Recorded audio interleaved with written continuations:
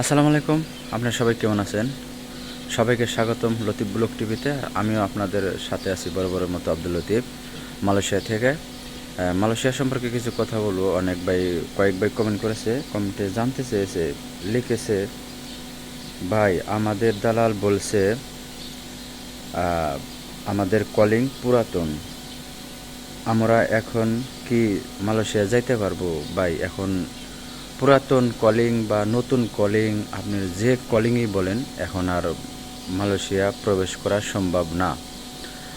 হয়তো যদি আপনার দালাল আপনাকে টাকা না ফেরত দিয়ে যদি অন্যভাবে পাঠায়, দেখা গেছে আপনার ট্যুরিস্ট বিষয়, স্টুডেন্ট বিষয়। আর স্টুডেন্ট বিষয় পাঠাইতে হলে আপনার অল্প বয়স লাগবে, হ্যান্ডসাম লাগবে, শিক্ষিত লাগবে, শিক্ষাগত যোগ্যতা অবশ্যই লাগবে, ইংলিশ জানা থাকা লাগবে, তাহলে আপনি আসতে পারবেন। এরপরে আপনার প্রফেশনাল বিষয় পাঠাইতে পারে আর কি। যাই হোক, আশা করি ভাই এই সমস্ত বিষয় হয়তো আপনারা পাঠাইতে পারবো, তবে এগুলা বৈধ না, সবই অবৈধ। কারণ স্টুডেন্ট ভিসা, প্রফেশনাল ভিসা, এগুলো বৈধ কাগজপাতি না আপনি আসবেন, কিন্তু কাজ করার অনুমতি নেই স্টুডেন্ট ভিসায়। প্রফেশনাল ভিসা আপনার এগুলা কোম্পানি যদি আনে আপনারা, তাইলে আসতে পারবেন। এগুলা অনেক ভিডিও আছে আমার পেজে, যে ঘুরে আসেন দেখবেন, পাইবেন, বা আমার ইউটিউব চ্যানেলে পাইবেন। যাই হোক, আশা করি ভাই আপনার প্রশ্নের উত্তর পেয়ে গেছেন। এরপরে আরেক ভাই লেগেছে,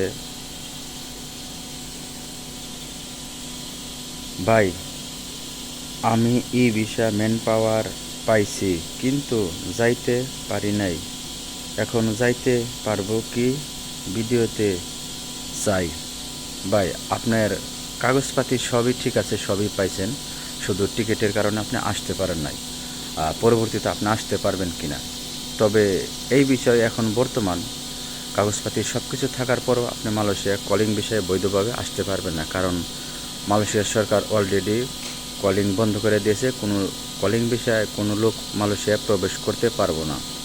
হয়তো আপনি পারবেন যদি আসেন আপনার অন্য সিস্টেমে, ট্যুরিস্ট বিষয়, স্টুডেন্ট বিষয়, প্রফেশনাল বিষয় যদি আসেন, তাহলে আপনি আসতে পারবেন। বা যদিও পাঠায় দালাল, তাহলে আপনারা দালালের সাথে কন্ট্যাক্ট করবেন, বলে আমাদেরকে যাওয়ার পরে কাজ দিতে হবে। আর ট্যুরিস্ট বিষয়ে পাঠাইলে পরে আপনি আসার পরে অবৈধ কোনো সুযোগ সুবিধা পাইবেন না, বা সবসময় ভয়ের মধ্যে থাকা লাগবে, ইমিগ্রেশনের ভয়।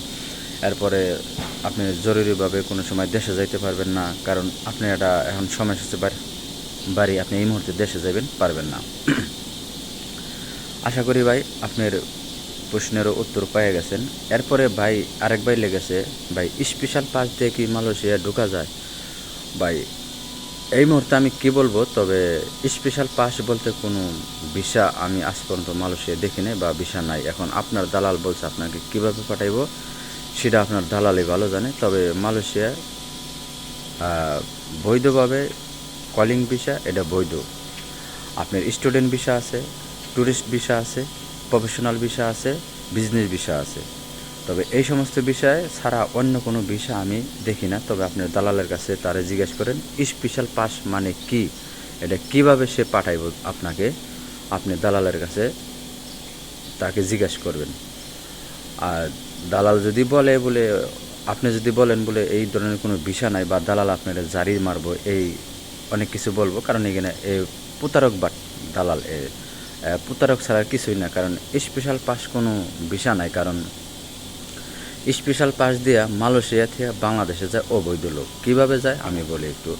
আপনার যার কাগজপাতি নাই, দেশে যাইব অবৈধ লোক, দেশে যাওয়ার সুযোগ, যেমন এখন দেশে যাওয়ার সুযোগ দিছে, এখন টাবল পাস কাইটা জরিপানা, কিছু টাকা জরিপানা হয়, জরিপানাটা দিয়ে সে দেশে চলে যায়। ওকে। আর যখন এই টাবল পাসটা বন্ধ হয়ে যাব, যে ডিসেম্বরের 31 তারিখের পরেই এই অবৈধ লোক যাওয়ার আবার বন্ধ করে দিব টাবল পাস, তখন আবার আপনার খোলা থাকলে স্পেশাল পাস। ওই স্পেশাল পাস নিতে গেলে অনেক টাকা লাগে, তখন যাওয়া যায় সব সময়, ঠিক আছে। তবে এই সিস্টেমে, তবে বাংলাদেশ থেকে স্পেশাল পাস দিয়ে যে মালয়েশিয়া আসা যায়, এই প্রথমেই শুনলাম, বা আপনার কাছেই শুনলাম ভাই। তবে এই ধরনের কোনো ভিসা মালয়েশিয়া আছে নাকি আমার জানা নাই। যাই হোক ভাই, আশা করি আপনার প্রশ্নের উত্তর পেয়ে গেছেন। আরেক ভাই লিখেছে কলারামপুর থেকে, ভাই আমার কাজ নাই, 1 মাস ধরে আসছি, কাজ দেওয়া যাব?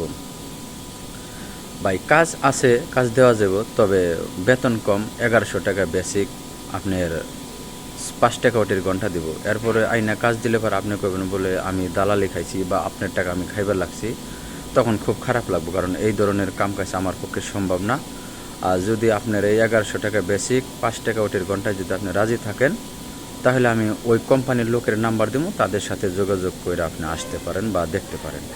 যদি রাজি থাকেন কমেন্টে জানাইবেন, আমি আপনারা যোগাযোগ করে দেবো।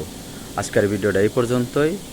সবাই ভালো থাকবেন। আর আমার চ্যানেলে যদি নতুন হয়ে থাকেন অবশ্যই চ্যানেলটা সাবস্ক্রাইব করে দেবেন, পাশে থাকা বেল আইকন অন করে রাখবেন। পেজ থেকে দেখলে পেজটা ফলো দিয়ে বেশি বেশি শেয়ার করে সবাই সুযোগ করে দেবেন। সবাই ভালো থাকবেন, সুস্থ থাকবেন। আল্লাহ হাফেজ।